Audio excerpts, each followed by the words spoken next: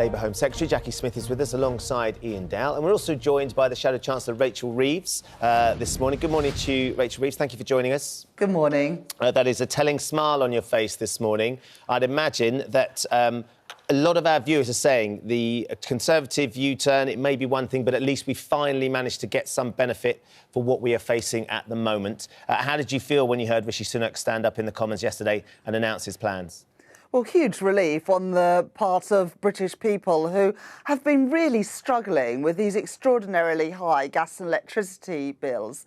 And, you know, for the last few months, the government have been saying they can't do a windfall tax because it would stop investment. They can't do a windfall tax because it's unconservative. They can't do a windfall tax because it won't raise enough money. And there they were yesterday doing a full 180-degree U-turn.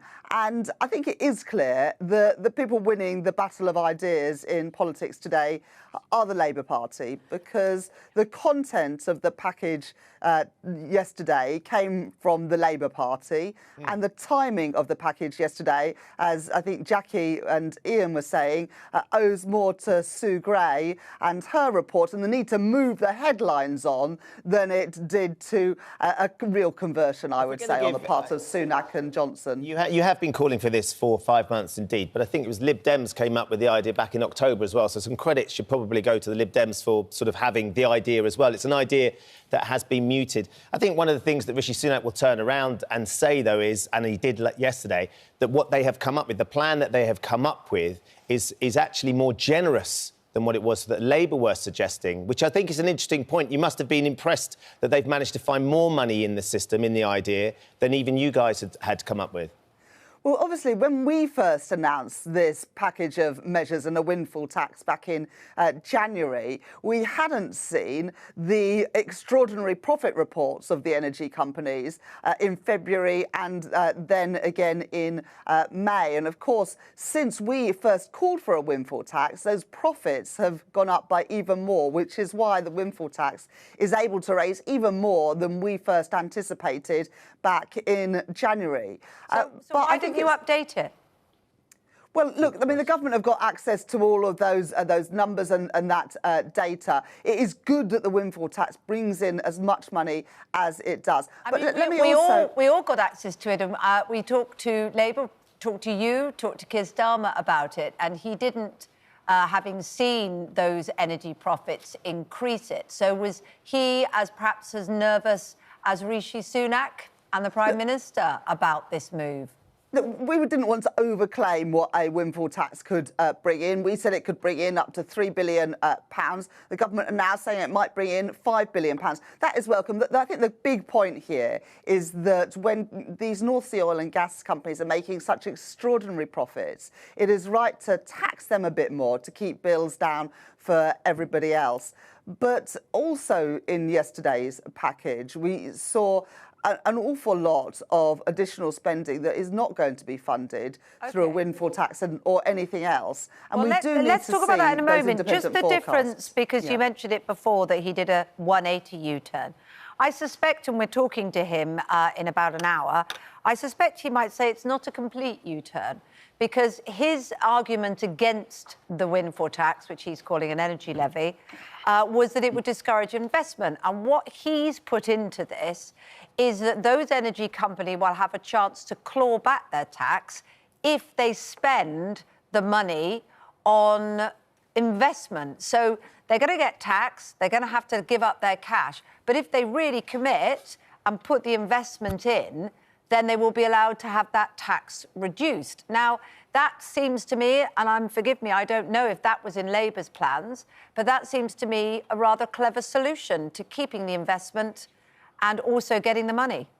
Well, let me say a couple of things on that. The chief executive of BP said a few months ago now that a windfall tax wouldn't have any impact on his company's investment decisions. So I'm not convinced that such a get-out clause is needed alongside. They did roll back on that afterwards as well, though, didn't they, Rachel Reeves? They sort of measured what they had said in their initial reaction.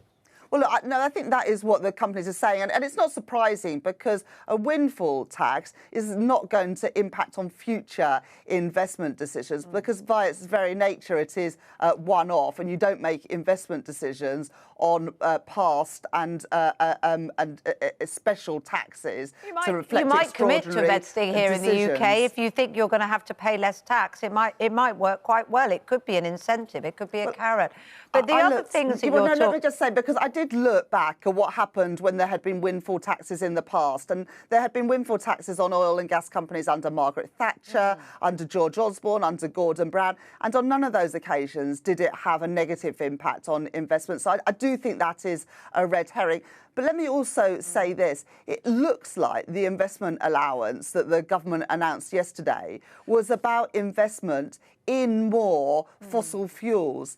And I would like to see businesses being incentivised to invest in renewables and new nuclear, because we know that that is the cheapest form of energy, but we also know that's the way to get us to net zero as quickly as possible and create those new jobs in the new industries of the future. Look after our planet. I mean, you know, it's tricky for Labour, isn't it? You, of course, are a genuinely, you know, nice person, I'm assuming and presuming, so you're glad for the country. But what we've got coming into us this morning is joy, frankly, at what Rishi Sunak said. And it's great, and it's not well done Labour for suggesting this, or indeed the Liberal Democrats. It is, thank goodness, Rishi Sunak. So it's not giving Labour any credit or any particular purchase on the polls.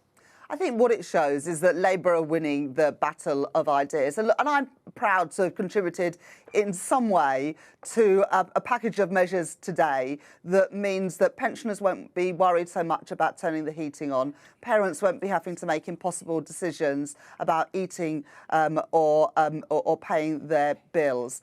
And when the country is going through such a huge challenge and a cost of living crisis, this package of measures was essential. It should have come sooner. People have had huge uncertainty these last 5 months. The government have been dragged kicking and screaming to this point. Okay. But on behalf of all my constituents and the whole country, I think we all know that this package was much needed and will make a difference. We've still got Jackie and Ian in the studio. Ian, I wonder whether it's interesting, isn't it, Rachel Reeves saying there it's like a battle of ideas and it's their ideas that are leading the conversation, but the cut-through doesn't seem to be happening in terms of polls. The lead that Labour have over the Tories in the polls is relatively, when you consider what we've been through and the landscape has been, isn't as much as I'm sure they would like. Why aren't they cutting through more? I think it's very difficult for opposition parties. I mean, the Conservatives found this when they were opposing Tony Blair and Gordon Brown to get cut through. It's only the government that can actually take the measures.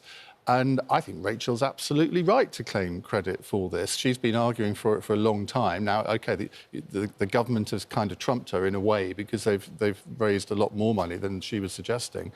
But, I mean, if I was Rishi Sunak yesterday, I would have confronted that head on and actually said, yeah, well done. You should be pleased that we've nicked your idea. And good governments actually do that. They cherry pick. I mean, Tony Blair was a past master at that, of sort of nicking Conservative ideas and making them his own. And so they're almost learning from the Blair playbook. Jackie, would there be more? Would you like to see more collaboration between the parties? Because if this is an idea that's percolated from Lib Dems to Rachel Reeves and the Labour Party for the last 5 months, and finally Rishi Sunak's bowed to the pressure and realised that that's the only way forward, that it feels like if there could have been a bit of cross-party communication on this, we could have got here sooner, as Rachel was just saying. Well, I don't think it needed collaboration. I just think it needed Rishi Sunak and the government to listen to what Labour had said a little bit earlier and not to have been forced into it by trying to draw a veil over Partygate. Of course, this is the frustration of opposition, that you aren't in government, you're not being able to deliver things, but sometimes in opposition you are able to make the case, to win the argument, to put forward the ideas, as Rachel says, that have an impact.